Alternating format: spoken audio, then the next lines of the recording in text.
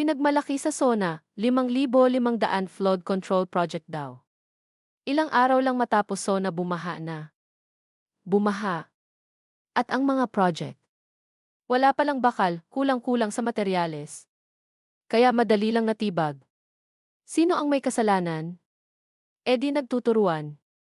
Mga kontraktor, nagmamalinis, parang wala silang kinalaman sa baha. Samantala, ang mga tao. Basang-basa, nanghihina, nawawala ang pasensya at pati livelihood, apektado.